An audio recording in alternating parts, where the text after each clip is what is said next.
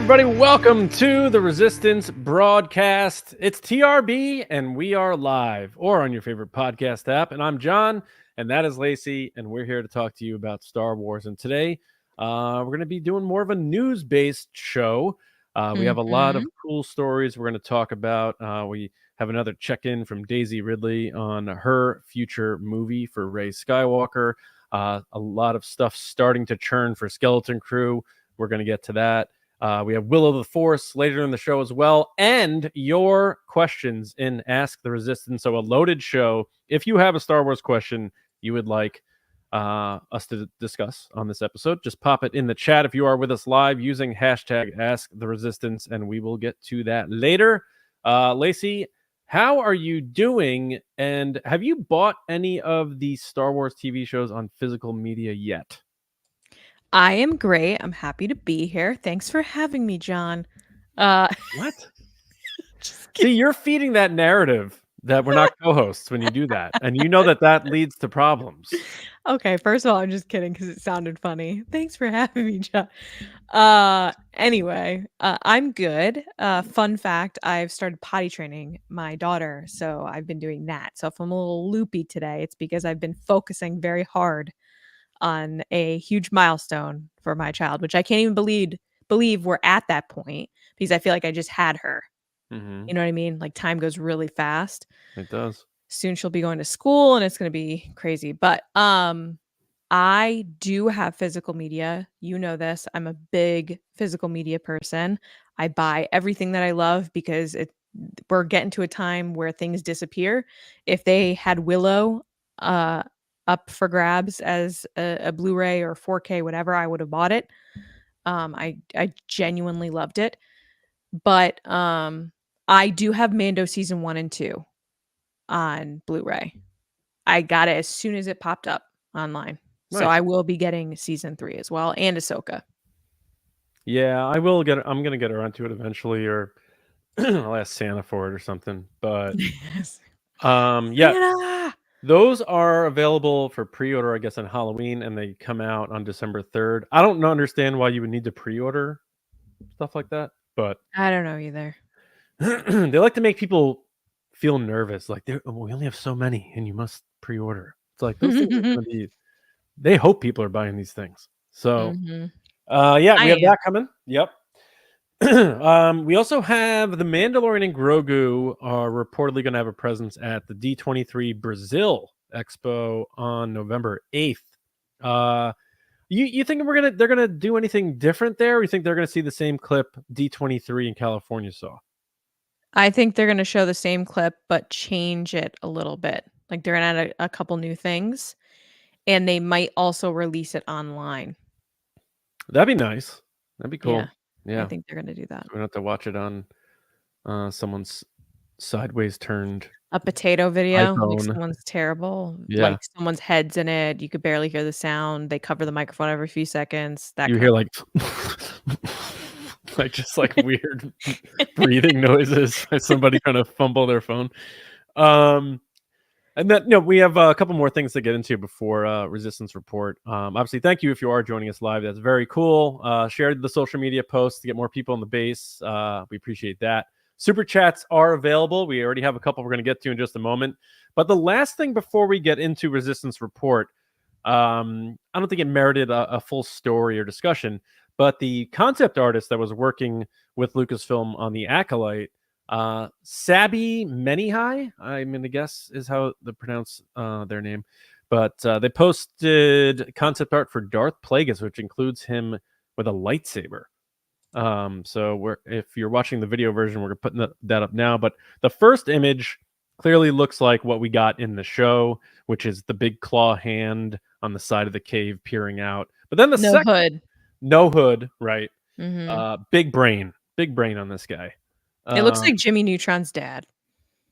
Yeah, I don't know what he looks like. He looks almost reptilian. It's he's supposed to be a Mune.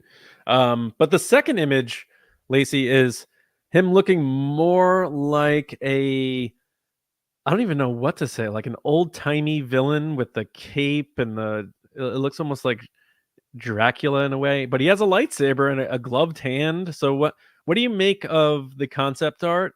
And I'll say this: he's very thin, so he clearly does a lot of cardio. But I I think it's cool that they're showing him with the lightsaber. I think that's interesting to see what their potential plans are for him moving forward. Yeah, the cave one looks pretty straightforward without the hood on. I think they covered it a little bit more with a hood because it leaves it more ominous, but then also doesn't show you too much detail so that if it looks wrong, people can't get mad because they didn't see anything because it has a hood. Yeah. The second one where he's got the whole outfit, it looks very much like kinda like Count Dooku, I think, the outfit and the color scheme and everything. He's got it looks very Jedi-esque with the robe with the slash in the front, and then it comes around to the back with the belt, and he's got, like, nice shoes on. So you have this, like, weird side by side where you have the guy creeping in the cave, but then you have this guy that looks like a genuinely terrifying bad guy with really nice shoes, like Palpatine style on the right side. I yeah, I actually think he looks more sinister in the left image that they used essentially in the acolyte. Like on the right one, it looks like he would have a voice like, "Hey, you never get me. I'll get you next time," you know? Really? I don't get that from that. I get that he's like he's gonna take you down, but he's gonna do it in a way that like he has a lot of money. Like he doesn't look broke. He doesn't look like he's trying to figure out who his support is. He's nicely dressed. He's nicely dressed, but I feel like a swift kick to the knee and he's finished. Like you just snap his leg immediately. You think so? Yeah, yeah. And I feel like he runs with very high knee steps. Like it's a lot of high knees. Oh, see, Frank said the same thing. He looks like Dooku. I completely agree. I think they took Dooku and then based that guy's outfit, Plagueis on that on Dooku's outfit. I'm not getting Dooku because I didn't think Dooku wore the whole like belt with the sashes below or anything like I that. think he though. Hmm. I think he did. Yeah, he definitely did. I'm not intimidated by this. He's got the bowling shoes on. He clearly got them polished before he went out. No, those are boots. Those aren't bowling shoes. What are you talking about? Bowling shoes. Yeah, No, it's cool though. I like he that we're does look seeing like Dooku to me. I don't know what it is. You're right, John. He doesn't have the sash that goes in the front that's very kind of like Maul Bastilla had that. Shan, Yeah, Rey kind of sash in the front. Darth Maul had Um, one of those. Darth Maul, sure. Yeah. But I don't know, he's just giving me Dooku vibes. I I'm don't not know afraid of why. this guy though. When I like that guy rolled up You on me, aren't? I'd be like, "Get out of here." I am, but I'm afraid of everything, so Mhm. I don't know if that kind of level of, like, comparison is like, I'm afraid of everything. I'm just picturing a very like type of villain, like follow me, Sheev. See, I don't get that. I feel like he'd have a really deep kind of He probably does. terrifying I just voice. the skinniness and how grasshoppery he looks. I just feel like he's But you springing have all to around. remember, like, he trained Palpatine. So, like, he's a bad dude. Oh, I And he know. trained the stranger. He did. Bad dude. Yeah, yeah. A lot of bad things. Insane. Crazy, Yes. crazy stuff. All right. We have things to get into, but we also We do. have super chats. So thank you for those, and let's get to those right now. Yeah, so first up we have David Ford. Thank you so much, man. He said Lego Rebuild the Galaxy was awesome. Not as awesome as Taylor Swift in New Orleans, though. Let me let out the VA loony bin just in time to enjoy. That's awesome. Congrats on getting Oh, tickets because not many people can get those. I did watch the Taylor Swift kind of special on Disney. Was it Disney Plus? I think it was Disney Plus, or was it Amazon? One of the two. She sold like different versions to different people. It was a good show. It doesn't compare to actually being there, so I hope you had a great time. Were you trading bracelets, friendship bracelets, David? John has no comment. Okay. Next up is Christy. What up, Christy? Thanks for the super chat. Really appreciate it. She said it's been a minute since I've been able to catch a live show. Well, welcome back. Had family in town for the Albuquerque International Balloon Fiesta. what is this? What is a balloon fiesta? And work has been crazy. I hear it. 100% ready to talk Star Wars with everyone tonight. Me Woo! too. What is a balloon fiesta? Well, a fiesta. Correct me if I'm wrong. Fiesta is Spanish for party. So I think I'm pretty it's sure everybody knows that fiesta is Spanish for and party. international means all the nations. So You're the you're the I worst. think we're looking at a global balloon party. I think that's what this is. I'm assuming it's hot air balloons, but I might be wrong. Correct Lot, me if I'm wrong, lot of hot Christy. air on this episode tonight. Oh, yeah, here we go. All right. Thank you, Christy, and thank you, David. No, thank you, Taylor Swift. John's team is in the World Series this year, and he's turned into a different person. Game 1 tomorrow night. I am not. I'm wearing this until the World Series is over. Go Yankees! Screw the Dodgers. Let's go. Let's do it. John has already told me for next week. He's like, so we're doing Wednesday because of Halloween, but also like that's it. I'm only doing the show. I was like, okay. Yeah, I mean it's gonna be tough to. I'm just joking. And well, let's Anyway, be honest though. If there's a sweep, there's no game Wednesday. that's true. But then what kind of series is that? You kind of want a fun one where you're like on the edge of your seat, right? You do if the end result is good for you. But watching these games has been Stressful. Oh my, yeah. And of course, it wouldn't be a show without Freezy2324. What up, man? He said, do you think we'll get more Plagueis in live action? Freezy, thanks for the super chat. We're going to save your question for Ask the Resistance, and we'll answer yours first. Thank you, Freezy.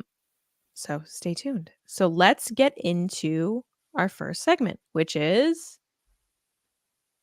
Resistance Report. I was waiting for you to say it, John. Okay, anyway.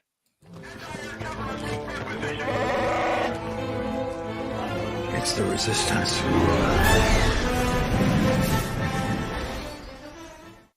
That's right, Lacey. We have a lot of news to get into today on the podcast. Thanks for having me, John. A lot of news across the galaxy, including a story that we'll just run quickly through this one because can I just say something really quick? Do you ever realize when people have the transatlantic accent in like old movies and stuff and TV shows, they always say why at the beginning of their sentence? They're like, why? Why? I never even heard of that before. Or they're like, why I oughta? Or they're like, why you don't say? Why I oughta. Yeah. That That's was like very they always Looney had Tunesy. why. Looney Tunes did that a lot. Why I oughta. Yeah. Why? You think you're a big guy, huh? Like they always added why at the beginning. I love that accent, by the way. It is. I wish it still was around. I thoroughly enjoy it. Anyway, go ahead. Sorry. Why are people mis-sourcing a story about James Mangold? So there was Empire Magazine did a bunch of stuff. They obviously did Star Wars stuff for Skeleton Crew. They also talked to James Mangold about nothing to do with Star Wars, but then a rumor came out that the James Mangold movie is going to start filming next summer. And somehow, some internet blogs or blog said that story is with this story, and that means James Mangold confirmed to Empire Magazine that his movie's shooting next summer. And none of that happened. James Mangold was never talked to about Star Wars. Never a part of the article. And shout out to Gabriel in the TRB base. He's like, I have the magazine. I read the entire article. They don't talk about it once. And then I looked up like these other blogs and, like, what was the one I made up? Force Sludge or something? I don't know. I don't know what it is. Force Hub? Force Hub. I think that was it. And they were like, update. This is actually just a rumor that came from a scooper on their Patreon. And it's like, that's very different than saying, hey, everybody, James Mangold confirms he's filming next summer. So, again, this does not mean his movie's not filming next summer. If it is, that'd be coincidence because nothing has been confirmed. Nothing has been spoken about by James Mangold. As a matter of fact, I don't think James Mangold has spoken about his Star Wars movie since Indiana Jones came out last year. And he hasn't. My gut feeling is that James Mangold is no longer making this movie for Lucasfilm. That's just my I also agree with that statement. Yeah. So just I don't know. I'm not soapboxing here, but just don't be the first one to fire your shot on the blogs because people do see this stuff. And even if it's from any name or whatever, if you present it neatly, people are going to assume it's real. and that leads to more problems in fandom because then you have people thinking, "What happened to James Mangold's movie? It was supposed to start filming this summer. I read last fall." Well, that never happened. So I Mhm. hope it happens. I do like James Mangold. The indie movie did not perform well, and Disney might not have liked that very much. And we Mhm. haven't heard anything from him about that. We will see. Fingers crossed. I still think it's a great idea, even though I think it was Benioff and Wise's idea. But anyway, Mhm. we'll see if that happens. But as of now, that is not uh, accurate. James Mangold said nothing. So hopefully that clears that Just up. just Um, really, really coming with the truth sometimes on the internet. Like, I can't stand the websites that will post something from an actual blog and be like, "at so and so." And it's like, why don't you just repost what their post was? Like, why do you take the quote out of context or like take images from I don't know. yeah. It's a It, wild west sometimes. yeah. And sometimes all it takes is one popular blog does it, and the other people don't go to that source. They're like, oh, they must be right. So we're just going to say it's right. And then it Yeah. just spreads Yeah. like Yep. California wildfires. Um, Mm. all right. So we do have a super chat that we have to get to urgent. We must get to this one now. Okay. Are you talking about this one? Stephen G. Yeah. Thank you so much for the super chat, Stephen. He said, "Can we get Lacey to dress up like Britney Spears for Halloween?" I no longer have my old school Britney Spears outfit that I won a contest for. Fun fact, you want to hear the whole story, go to our Patreon. It's on our Q&A from last week. I won many a year ago a Britney kind of look-alike contest. I dressed up as like paparazzi Britney. Um, I'm actually being Miss Rachel for Halloween. That's what I'm being for Halloween. That's what I'm being on Saturday at like a trick or treat type event. So I'm pretty pumped about it. I have my overalls, my pink shirt, and my headband. I'm ready to go. So, but thank Very, you, Super Chat. very good, Do you Miss know what you're Rachel. being, John? Did we talk about this? I know you said you want to be home alone, but did you decide something or no? We haven't done it yet. Because we're not going to any parties this year. We're just taking the kids trick or treating. You should come to Trick or Treat Street. What's that? It's a thing on Saturday. I'll get you the details off air. I don't know why I Yeah, brought it up yeah, here. Makes we'll no talk. sense. Yeah, we'll talk about it. All right, let's get into some more stories here. Now we Mhm. have Skeleton Crew toys. We We have new do. images from the show. Where we have John Watts talking about the directing team. We also have the return of Teak from Battle of Endor as a puppet in Skeleton Crew. So where do you want to start here, Lacey? Do you want to get into these toys and maybe speculate a little on what they can be leading to? Yeah, Um, let's kick it off with the toys. all right. So I know you have a couple of images. We could pop them up, and as the audio listeners, we can describe them. But they have announced Black Series figures, 6 Black Series figures from Skeleton Crew, which include all 4 kids, which are KB, Fern, Wilm, and Neil. Neil being the creature, of course. And then we have Jadna Nawood I and the hate that where name so much. I still it's hate that tough. name. They better call him like just Jode or Jadna or Na or something.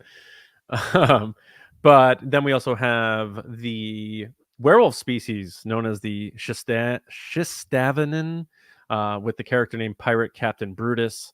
And all of these are set for release next summer, with pre-order available now. Little rough to hear that next summer, you got a show coming out 3 weeks before Christmas for kids. I would have released those toys now. Yeah, John, I don't mean to correct you, and this is my fault because we were going kind of over some of the details before the show Oh went boy. live. There are no details available for these figures yet. Oh, for Only that the release. price is for the release. The only price is Mm.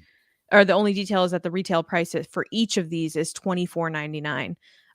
But they all have the same description of when 4 kids make a mysterious discovery, seemingly safe home, blah blah blah blah. Skeleton Crew live action series on Disney Plus. They all say Disney details of on availability have not been made public yet, and these were announced at New York Comic Con this past week in New York. That makes me think they're not coming out soon then. Because why wouldn't That or they're you? going to be doing a big event like Mando Mondays. That's Maybe. the only other thing I can I think hope of is so. that they're releasing them weekly, so then they don't wanna say because they might switch them around. As we know, Disney and Hasbro are constantly kinda, like, working with each other and or trying to figure out what's the best fit for them. But I would assume they're going to do some type of the gift of Star Wars promotion or some type of promotion where they're announcing these weekly. Book. It's funny. Before we recorded, I'm like, I'm not going to throw haymakers at Hasbro here, but I don't know who makes the calls, but I'm just thinking about this. So if you want all 6 of these figures, that's $150 before tax for just action Yes. figures. Yep. Where are the $8-9 3.75s that they were doing just recently for Ahsoka and stuff? Like, and if they release these weekly or not even in time for Christmas, like they're officially saying we're not making toys for kids to play with anymore. That's what they're saying. They do have a 3.75 scale figure for Jod Wood, which is not been details haven't been made public yet, but they do have a price for it and it's $16.99.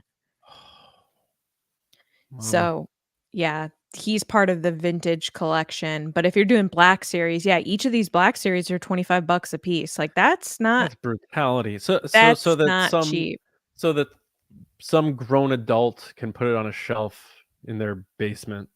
Like, I don't know, it's kind of a bummer. It's like, especially for this show, at least go old school with this show and fill those bins at Walmart and stuff and be like, kids, $7, grab each figure and then you can go home and play and make your story and, be the next, Phil Tippett or whatever. Like, it's just, I would it's a little rough. assume they're going to make cheaper versions of things because they did for, I know, Ahsoka. They made like the 12-inch figure, which was cheaper than everything, I believe, or they have like the micro figures that come. Regardless, everything is expensive, and this is just one more thing that falls into that. I agree with you. I think there should be more kind of availability for children because even if you were to find these figures, good luck because there's like nothing at stores either. So you have to get them online. I know. And It's it's just not easy. the whole thing is like they say, like, well, kids don't play with toys anymore. It's like, well, it goes both ways. Like they don't play with toys anymore because the parents can't afford them anymore, and because you don't market them to kids anymore, and you don't release them in time for Santa to bring them and all that stuff. Like, I'm not going to buy these for my son. I would have if they were cheaper. I would have bought them all of them, but I'm not spending $150 for just 6 figures. Then you got to buy the ship, and then you get like, I'm just not. I'm not buying these. I have a kid who's Yeah. of Star Wars age, not buying it. So I don't know if that's market research, but there you go. I don't know, but I do want to make it clear because Frank makes a joke in the comments that he feels attacked about being a grown adult toy display in the basement. John is not attacking you. He's more No. attacking Hasbro because he's just saying that these aren't readily Frank, available for children to play come with. on, buddy. Look at those toys, man. Look at JJ proudly standing next to me. Do want to talk about the Neil toy because I feel like that's going to be the big hot toy that everybody wants because it's just so cool and he's currently an internet fan favorite Mm-hmm. because he just looks pure Star Wars. He's adorable. He's, got the elephant trunk. He's blue. He's got big eyes. He's kind of like the nerdy one of the group. I think he's going to be a fan favorite that's not only in an action figure like this, he'll probably be on kids' clothes, which I hope, because I would love to buy kids' clothes for my kids with these characters on them, or plushes, blankets. I'm assuming they're going to market Neil like they do with Grogu. They're going to push Neil hard on stuff. And I think they're going to push these kids in general. I don't know. I'm not a big fan of the design of KB, who's like the smart, like glasses, buzz cut side of the head one. Mm-hmm. Not a big fan of that one. I don't think that one fits in the group, but that's just me. Everything else kind of looks normal Stranger Things. You have the one kid with the crazy hair. Oh, yeah. They got the backpacks, the little gadgets. Yeah. They went full Amblin here unapologetically, and I'm okay. I'm cool with that.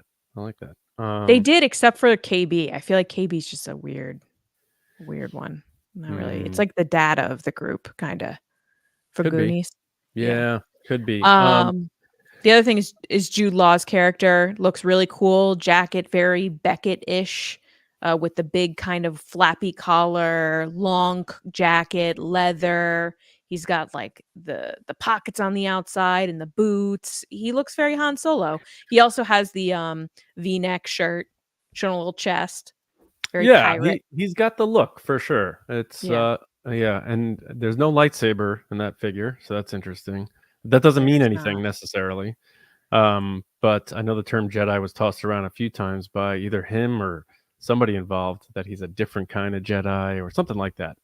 But I tried to do some dot connecting with some of the info on these figures, if interested. If not, we can move on. No, go for it. Thank God. All right. So, so on the boxes of the kids, like they have done before with other iterations of characters when they're in different locations, it says in parentheses at Adden. And then there were patches, crew patches back in the day in Arabish that said at Adden Middle School on them. So Mm-hmm. I'm guessing at Adden is either the town or city or the planet that these kids are from. And that's like their main home world, their home location. But then more interesting, the werewolf guy, who is going by the name Captain Brutus. It Mm-hmm. sounds like as captain, he's a pirate.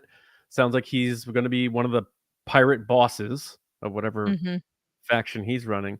Next to his name, it says Borgo Prime.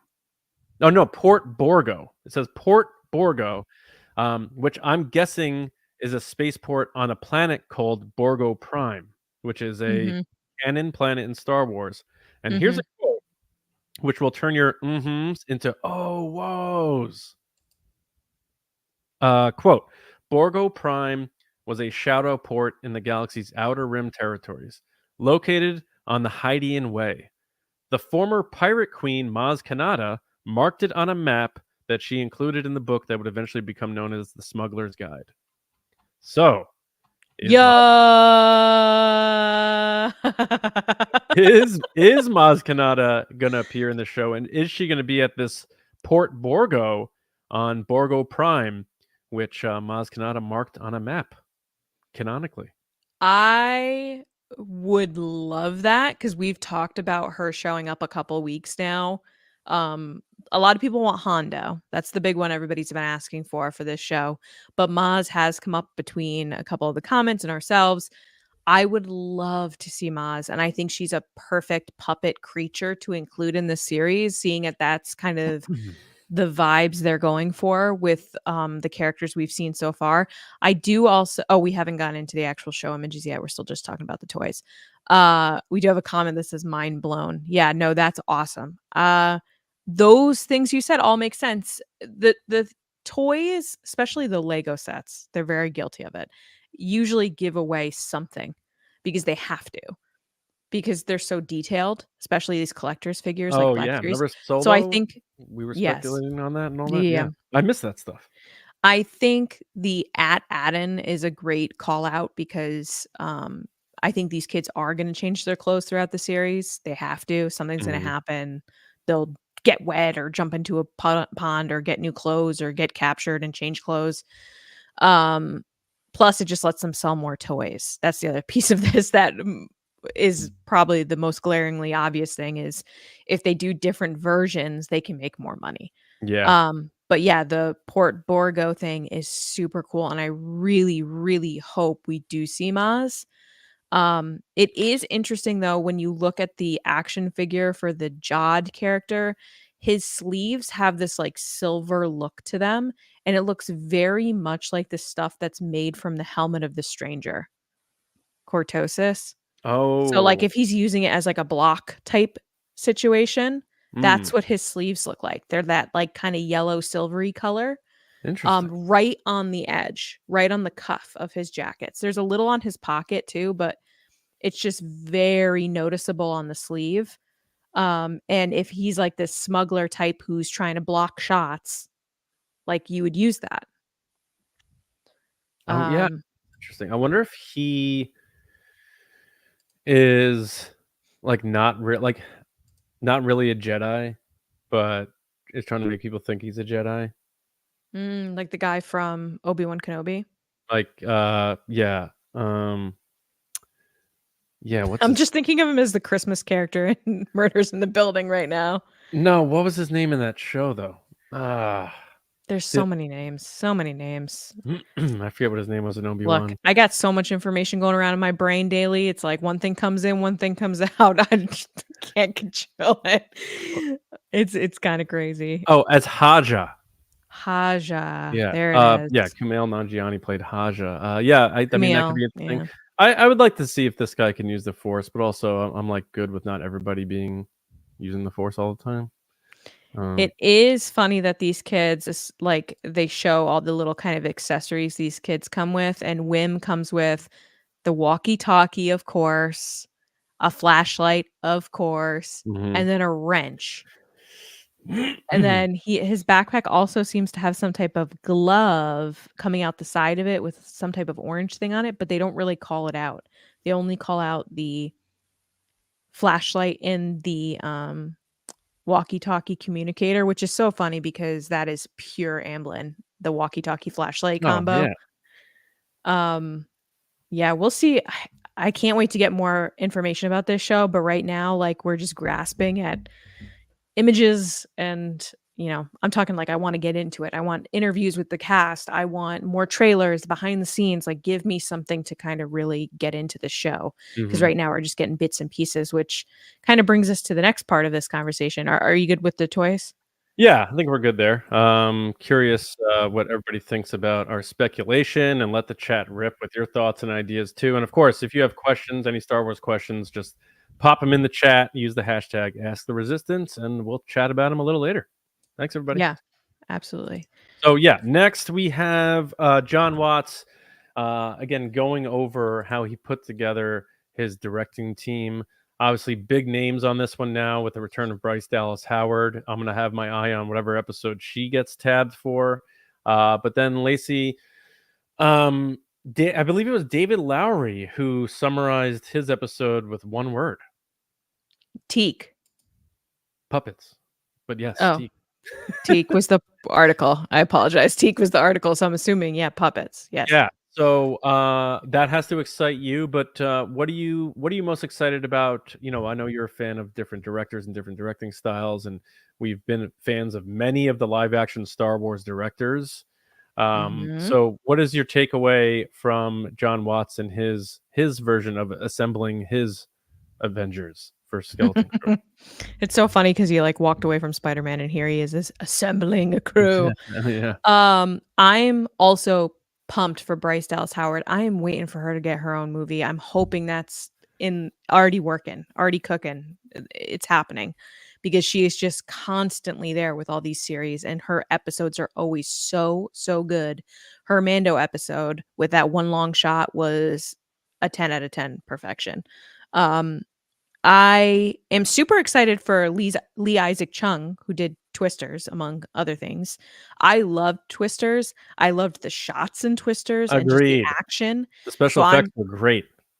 I'm hoping that he gets something that has a ton of action in it, that they're utilizing him for what he's good at, which I believe is action scenes and, like, that tension of, like, are they or aren't they going to make it type stuff. Other than that, puppets, yes, 100%. I've been saying this forever. I feel like I'm repeating myself every week, but it is what it is I love creatures and puppets. That's what got me into Star Wars, amongst other things like lightsabers. Creatures and puppets are just so interesting. They make it otherworldly. They bring back kind of like that childlike wonder and imagination. And you can't have a show that is like this, where it's kind of drawing comparisons to Goonies or E.T. or Stranger Things, and not have practical effects and puppets and creatures and costumes and all these other things. Because this show needs to be viewed through the eyes of the child, which is why John and I are constantly being like, why aren't they marketing this to kids more? It should be a kids show. This show 100% should be kids and family, kids and family. And I think these creatures and puppets and aliens and droids that we're going to see in the show are going to be the best of the best from Neil Scanlon's team. I can't wait to see what's coming from it. And one of the pictures that they released this past week was actually a picture of Neil in the classroom. And he's got this little dude in front of him that's like green with these big black eyes. And immediately, like, he's fuzzy. I'm like, oh my God. Like, I need to hug this thing. I don't even know what it is. It probably has a hilarious voice. I hope it doesn't speak English. I think that's such a big thing lately that they've done with Star Wars that I hate, is that they're making these creatures all speak basic or English. Let him have a weird language that I don't even know what he's saying. You have to use subtitles. I love it. Give me that. And you're But like, get that human kid out of here. Get him out of here. Well, it just, we always go back to that thing that you and I heard at the premiere of The Rise of Skywalker with Mark Hamill playing that character where he's like, win the war, and he like gets his head cut off. Yeah. He didn't speak like that originally. And someone somewhere in the chain of command at studios was like, oh, he's got to speak English. Like, why is it assumed that everybody in this gigantic galaxy speaks English? Just like in our planet ourselves. Like, not everybody speaks English. It's crazy. But yeah, no, I looked at this and you see Neil and he's so adorable, and clearly he's got an animatronic head with a kid in that. I'm assuming it's a kid in the suit. We haven't learned that yet, if it's an actor or he's just voicing the character or it's actually the kid. What a dream role if it is the kid, right? You get to dress up as this character every single day and be a part of the puppetry. Like, oh my God, life-changing moment. I feel like Neil's dad is late news anchor Peter Jennings. Why do you say that? Because of his hair? Look at that weave. The comb over? I think it's adorable. That's cute. I want that jacket he's wearing with the patch on it, like you said. Like, it's got like kind of like, it looks like a little basketball, even though it's not a basketball. It looks like a little tree or a basketball. Yeah, it does. And I love that this scenery in general isn't stark white. It's more of like a warm cream with browns and oranges. And it's not like stark, we don't live on Earth. You know what I mean? Like, all this, like Andor was very like harsh on the screen. This is definitely not that. And I think it's because hopefully this movie or this series is for kids, but that green guy is so adorable. So yeah. Put that back up real quick. Oh, sorry. So Neil, like, he's got his hand, like he's daydreaming or whatever, but the little green dude, his like stone cold face is clearly like, I didn't do the homework. I really hope the teacher doesn't call on me. Look at that guy. He is so worried right now. He's like, oh my God, I totally forgot. Please don't call on me. Look at him. He is so like.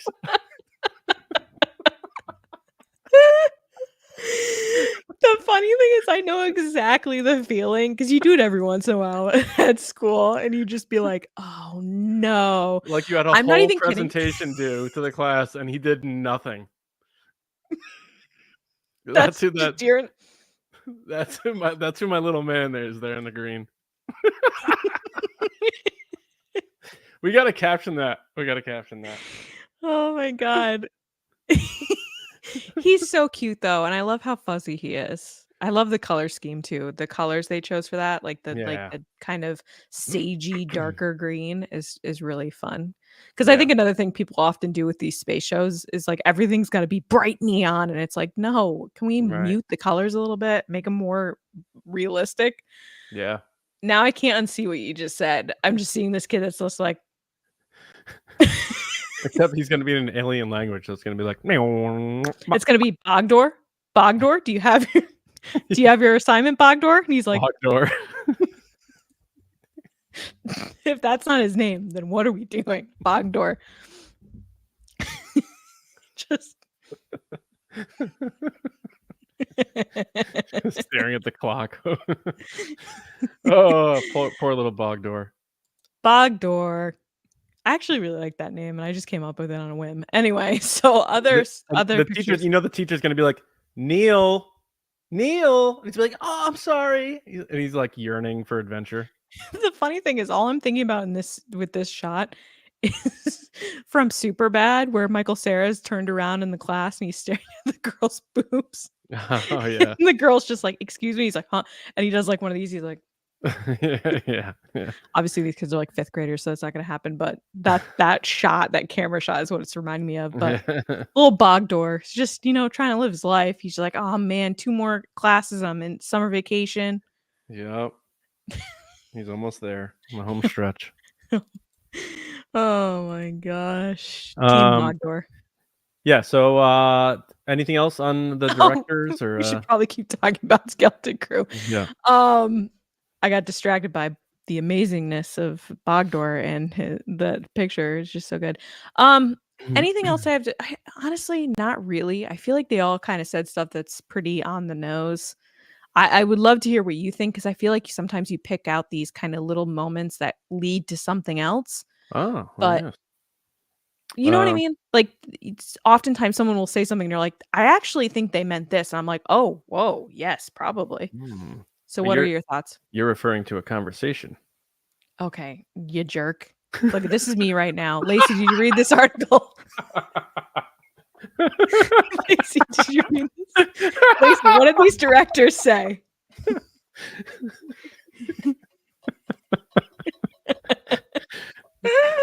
John, what's the name of the species of Max Rebo again?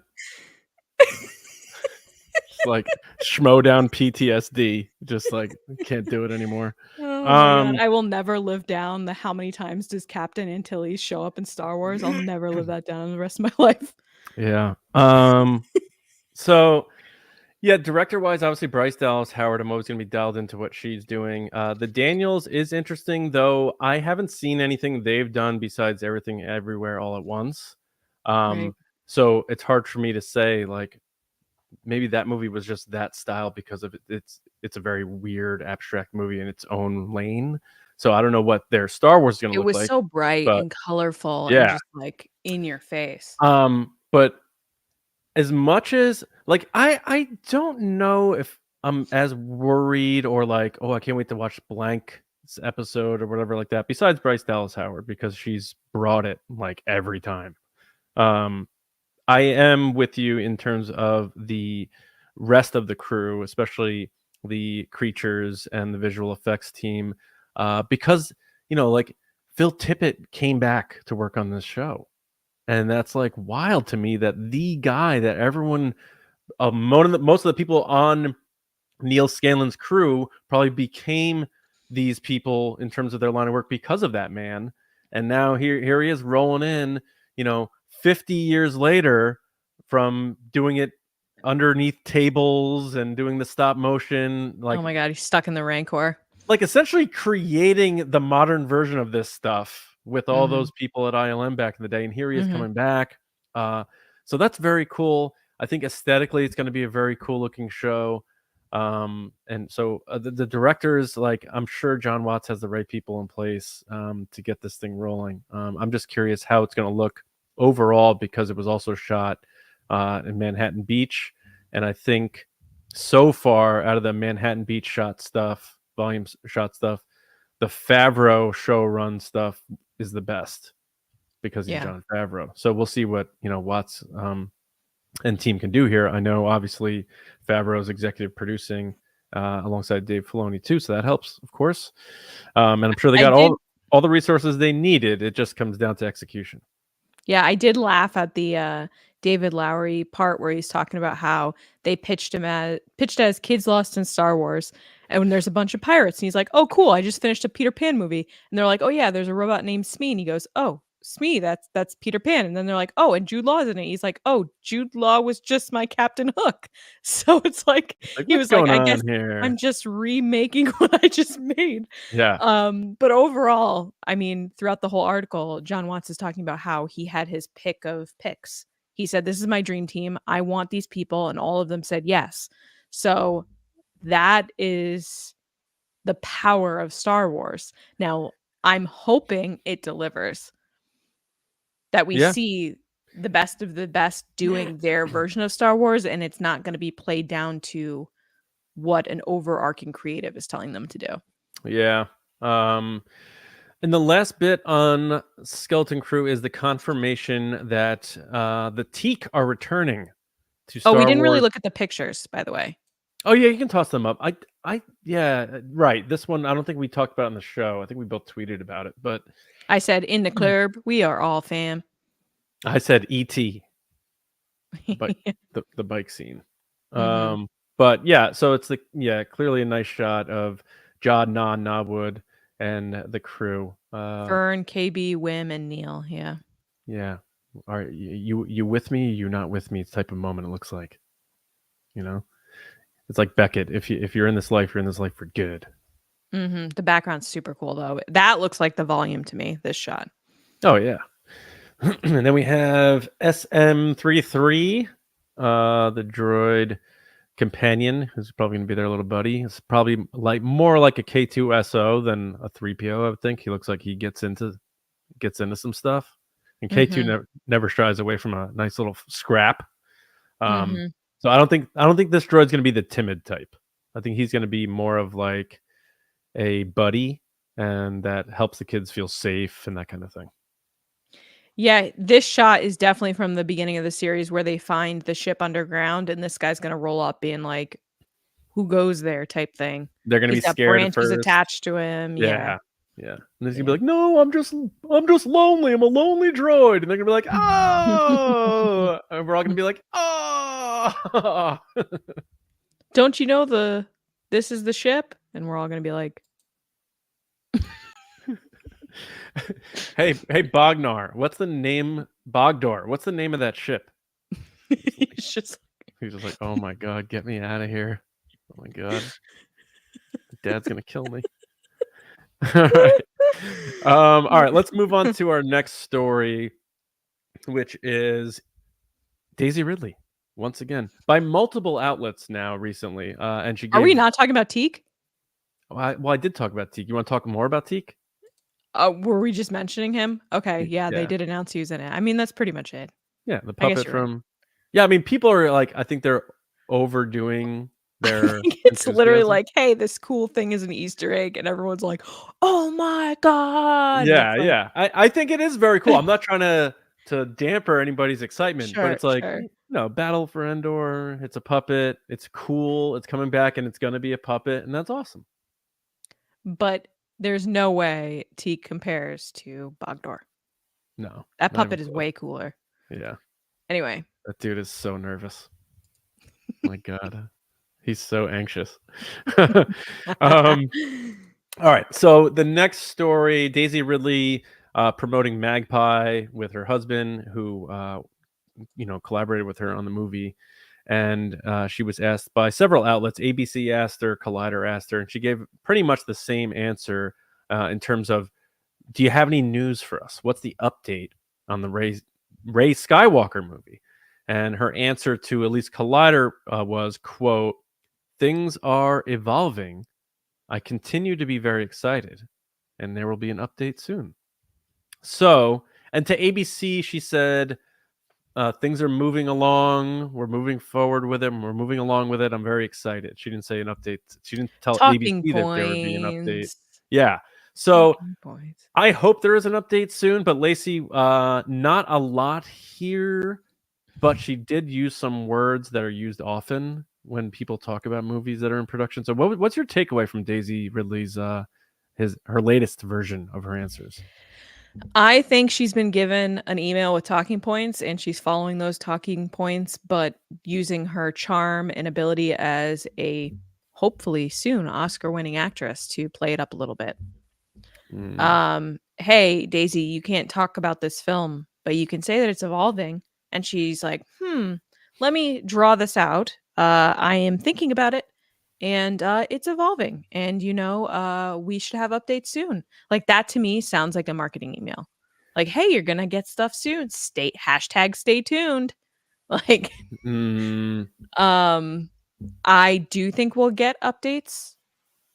Maybe, hopefully, this holiday season would be great. Is there any big Disney movies coming out? This Not that I or know I guess of. we wouldn't really put a teaser before that, I guess. But Yeah. I mean, hopefully we'll get something. I think she's being genuine in the sense of like she's telling you what she knows, but I think what she knows is an email from a publicist. And she's trying to steer clear of that conversation because, like any Star Wars actress or actor, they're going to get asked about Star Wars no matter what the project is. And this project for Magpie is something that she's working on with her husband and really wants the spotlight to be on that. And they keep kind of bringing it up. I agree. Yeah, and she probably knows those questions are coming, and I think Yep. she's graceful and classy enough not to be like no Star Wars questions. Um, She doesn't care. It keeps her in the press, in the news, and regardless of whether she's talking about it now or talking about it later, if someone brings up Star Wars and then starts trending, people are going to be like, "Oh, why was she bringing this up?" And then it will be tied to whatever project she's on. mhm. Oh, she was at a premiere for this or a screening for that, which then reminds you that she has a movie coming out. Yeah. Yep. Um, yeah, I know there's been rumblings from the underbelly of entertainment reporting about how Stephen Knight is like still trying to get this draft down, and they're trying to like work on it, and they may be bringing in other writers and stuff like that. I Mhm. have theories about this, and it's not based on anything I've heard or anything like that, but just trying to connect dots here. Um, like the word evolving in the movie industry, um, to me means creative changes. I think the story is being altered. I even think they may have changed directors at this point. And that's not based on anything specific, like I said, but Mm. I've said it recently, like there has been no mention, and even Daisy's not mentioning Charmin Obaid-Chinoy anymore. She used She to in these isn't. She interviews. isn't. Yeah. And the last article or anything about Charmin Obaid-Chinoy doing this movie was in June, and that's almost 5 months ago now. But Daisy Ridley's still always being asked. It's weird that her name's not coming up. So when she says evolving, I'm thinking the script's not good enough for Kathleen Kennedy. So she's like, "Nope, you got to do better than this." And that leads me to think, because the other recent reports about Kathleen Kennedy's contract was that it's up at the end of this year, but I think it was Hollywood Reporter, somebody had said that it is believed she's staying on into 2025, which makes me think through Star Wars Celebration. I don't know if she's leaving after that or getting a new contract. But all we know factually is that her current contract ends at the end of December this year. So in like Iger's out in 2026. So Iger's it's out in gonna be 2026. interesting if she stays on past Iger or he wants to see a replacement before he leaves. Yeah. So here's my thought. I think whatever this movie is, Kathleen Kennedy wants to make this her swan song for Lucasfilm to launch the next era connected to the saga, hand it off to somebody else as president, and like go out with a Force Awakens type banger. Like Force Awakens came out, there weren't a lot of people calling for Kathleen Kennedy's head as the head of Lucasfilm. They were like, Star Wars is back. I'm so glad. Kathleen Kennedy crushing it. She was been there from the beginning. They were all flowers for Kathleen Kennedy. And then after post Last Jedi, all of a sudden it started turning. And I think she wants to go out with a bang in terms of like her legacy with Lucasfilm. She doesn't need to do anything else in her career, like her Mhm. overall career. Mhm. Obviously not. Second highest grossing movie producer in history at this point, behind Kevin Feige. So I think she really, really wants to make sure they get this movie right, because she's the one who had lunch with Daisy Ridley, the one-on-one lunch that we all heard about, that like to get her back. I don't think she's going to be around much longer. Favreau's got the whole Mando stuff. And This is supposedly her. he's not getting along with her. Yeah, that I don't know, but Yeah. I feel like she like Bob Iger similarly. He came back because his exit didn't go the way he thought it was going to go. And I'm not saying she's going to Mm. leave and then come back, but I think she wants to go out with something to show fans like, I knocked this one out of the park. I'm handing over the keys. Leave on a good note, that sort of thing. So, and there are people who aren't interested in the future of Rey, and I understand that.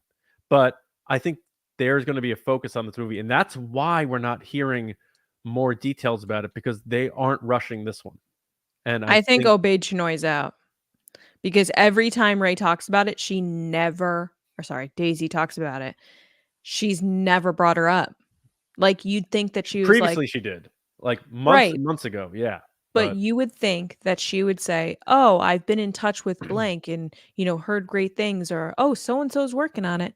yeah, Like, I think "Oh, she's out too. they're" I yeah, I think, they tried to show their modern sense and feeling the pressure because of like who Kathleen Kennedy had been hiring to direct movies. They haven't had a female direct a movie yet. They checked boxes and were able to get that done with Make it TV. Bryce Dallas Howard. If we're gonna be Could honest. be. Yeah, could be. And if they do change directors, they change directors, fine. If they change a director to somebody who we know hits home runs, I don't think that many fans are going to be that upset. I just think they want good Star Wars movies. Mhm. And I've said it for a long time. I don't care who you are.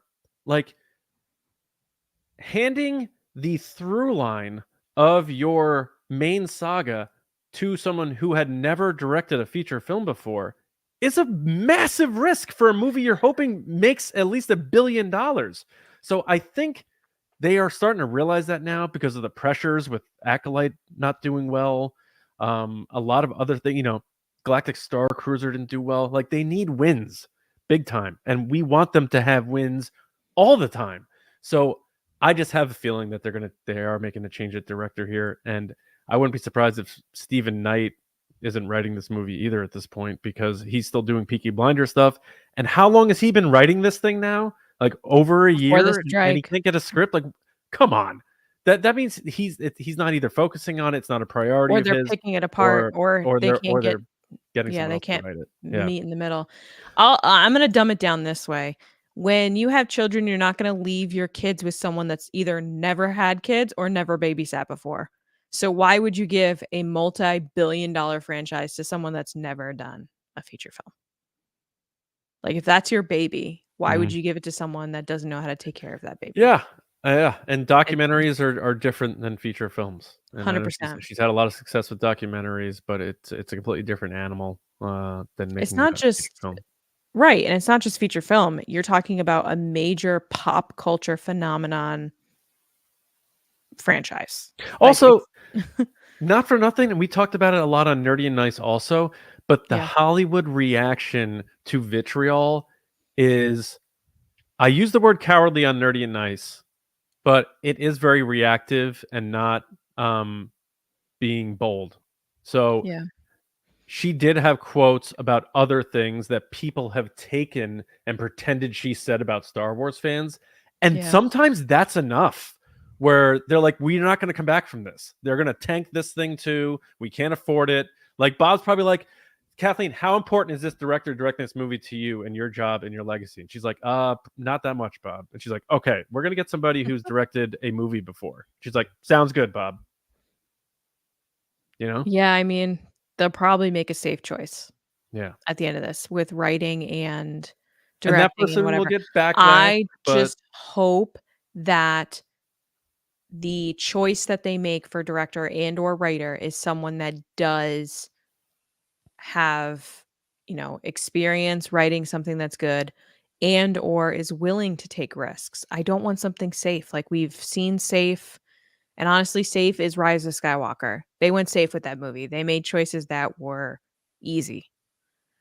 They didn't. Mhm. Whereas you had Last Jedi, which took a bunch of chances, which people didn't really like, and then you had, somewhat of a blanket, like a Well, when warm you end a hug blanket. story, ending a story, you're trying to land the plane. You're not trying to take as many risks. I hear you. I hear you with that. I'm saying that it just seemed a little too predictable. I wish they did something that, like, no one would have expected.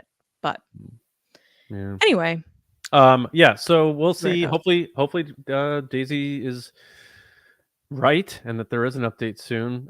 Yeah. But I wouldn't be surprised if we don't hear until Celebration, but who knows? Mhm. All right, last quick Hey, story Daisy, here. how's your film going? That face. There he is. What? Anyway, Bogdar. Bogdan.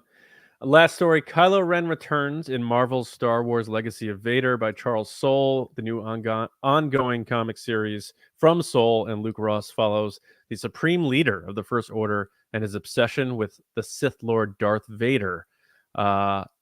First issue, February 2025.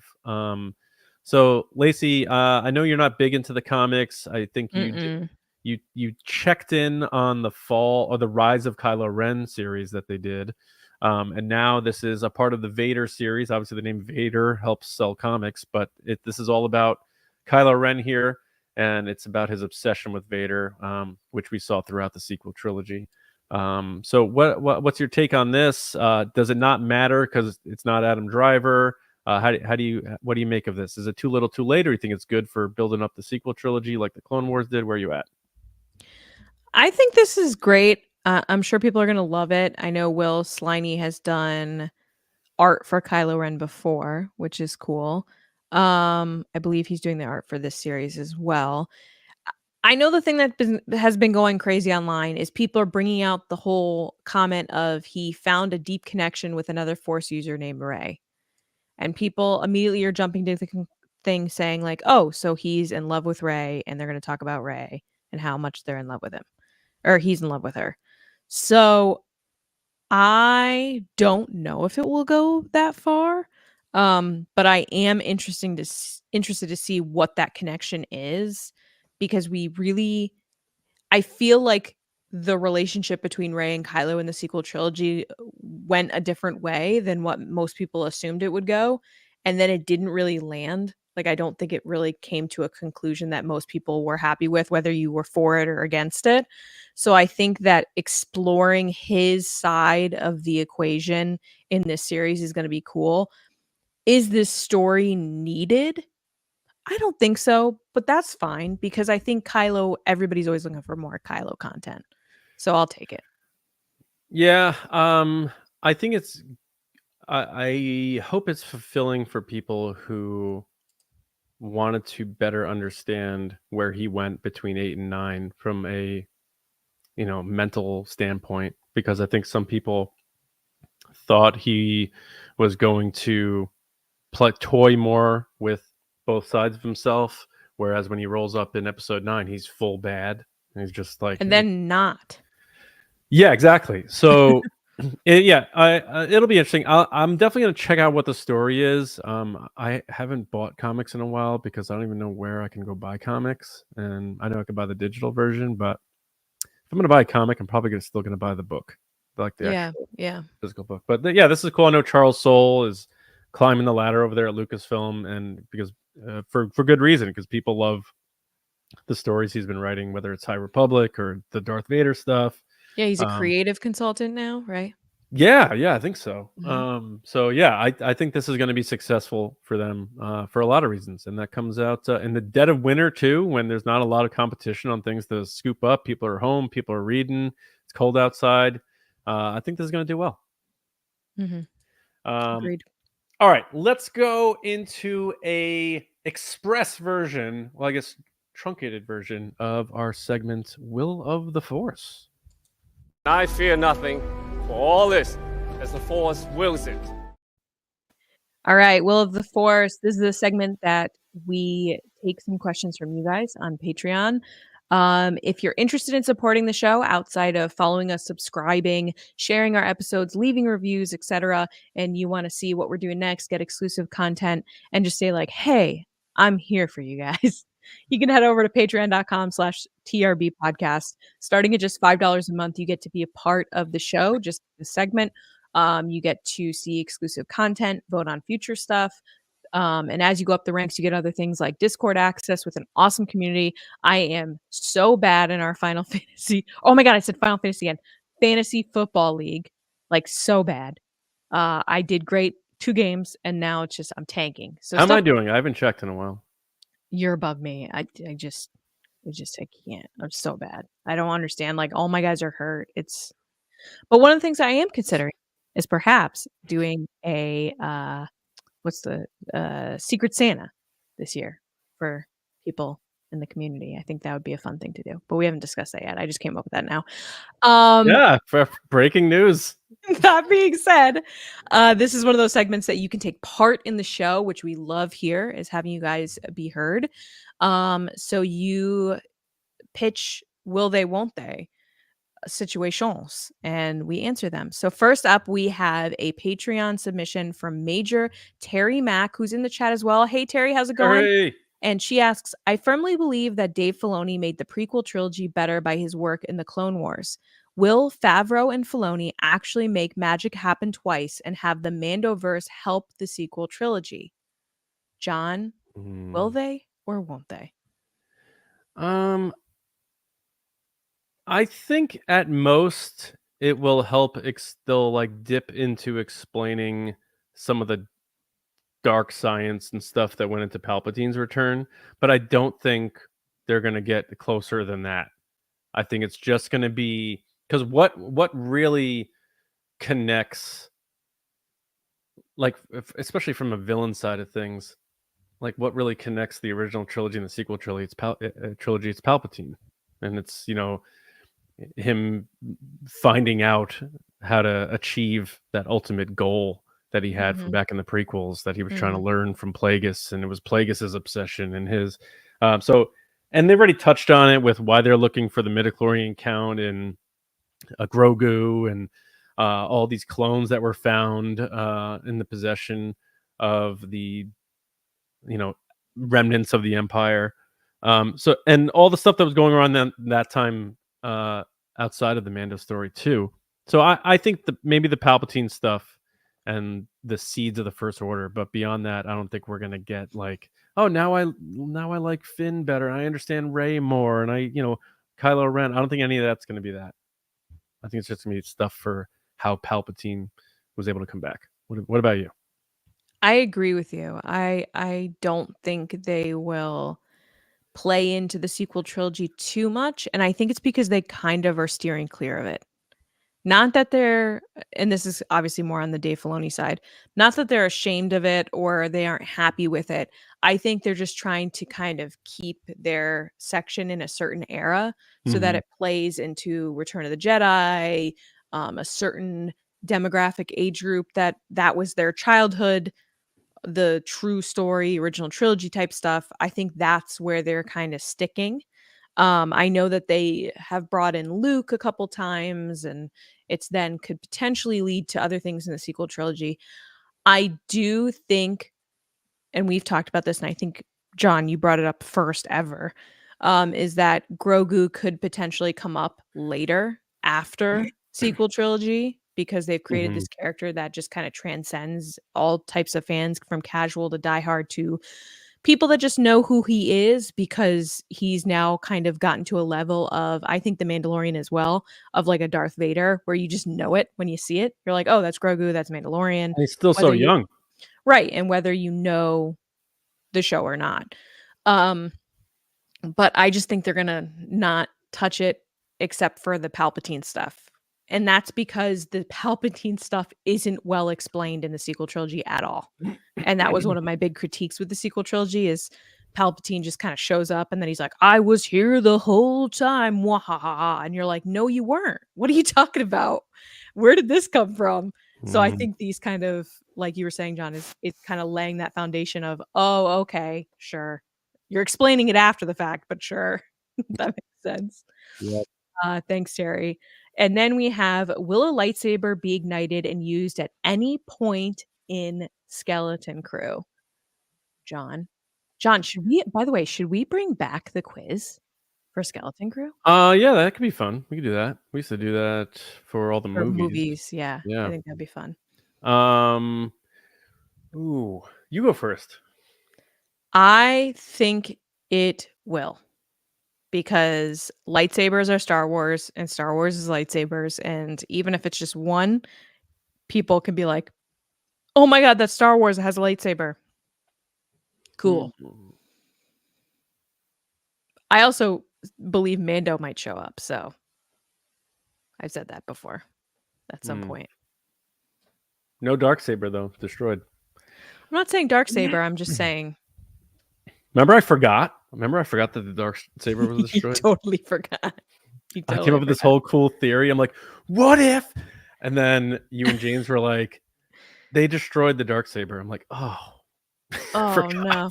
You were really like that, you were really kind of like, I was so upset. lightsaber? What? Yeah. You were literally that was you. I'm sorry, what? And we were like, it doesn't exist anymore, John? Every time we do that, audio listeners, we're bringing up the picture of Of Bogdor. Bogdor.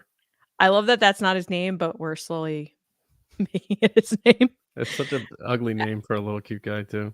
But that's perfect. That's perfect Um, for Star Wars. Will a lightsaber be ignited and used at any point in Skeleton Crew? Yes, sure. I love how you have to read that out loud like you didn't write that question. Look, you want to talk about brain rot? You want to talk about doing the 9 to 5 with both your kids home, 6 and 3 years old? You want to talk about? What? I don't like what? I'm just joking around with you, man. I know. Chill out. It's okay. I'm joking too. Okay, great. All right, that is it for Will of the Force. Mm. But we do have a few questions that we're going to get to, so let's close things out with our last segment. Ask the Resistance. Oh, I wasn't ready for this. Okay, yes, we're gonna get there. Yep. Take it away. I've been wondering, what are midichlorians? To end the show? What does that mean to play us out? Can I be honest? I just realized the string from my sweatshirt isn't here, and it totally distracted me from. Anyway, go ahead. All right, Ask the Resistance. We take your questions and we discuss them on the show. That's it. Mhm. That's the gist of it. So we're gonna start things off with a super chat that we mentioned before from Freezy 2324, and Freezy asked, "Do you think we'll get more Plagueis in live action?" Thank you, Freezy, for the super chat and for the question. Lacey, are we getting? We saw the concept art. He didn't use a lightsaber in the Acolyte, but he was concept arted with it. Are we getting more Plagueis in live action? I think yes, because if anything, to set something up like that as one of the infamous characters in Star Wars and not go any further with it would be disastrous mistake. So I'm going to say yes. I agree, and I think the cancellation of the Acolyte has, I don't want to say forced their hand, but has fortified the push for a young Palpatine Disney Plus series. And Plagueis is going to be all over that show. And I think that is definitely happening. And that's where we will see Darth Plagueis the Wise probably fighting Sheevy babes with a lightsaber to train him and stuff. It's going to be crazy. I think it's going to be cool. Yeah. Thank you, Freezy. All right. Next up, we have Tom Favada. What's up, Tom? How you doing? Good to see you. Tom said, "Did you guys hear about some Disney event down in Brazil in the next few weeks? Any thoughts if so?" So we talked about it at the top of the show, but D23 Brazil, November 8th. The rumor is that Mando and Grogu is going to have a spot there. And like Lacey and I both speculated, probably the same clip that we're shown at D23 here in the US that's still not officially public. So it will probably leak online. I agree with Lacey's point that it may have one more or two more shots in it since it's been a few months. But anything else, Lacey? I think that's pretty much it, right? I think you got it. All right, cool. Thank you, Tom. Appreciate it, man. He always listens. He always comments. Thank you, Tom. Appreciate that. Last but not least, what do we got here, Lacey? You read this one. Christy, what up, Christy? How's it going? She asks, hashtag Ask the Resistance, will John and Lacey be doing karaoke in Tokyo while at Star Wars Celebration? I'm going to say yes, because it's one of those experiences you have to have in Tokyo, especially in Japan. I'm going to say yes. I don't know what John would sing, but I have staples. I actually have a wide range in my catalog. But are you okay? Oh my God, why are you so quiet? I was waiting for you to laugh in mocking of me, but I think it depends on how many beverages I've had, I guess. But I'm usually good for one song.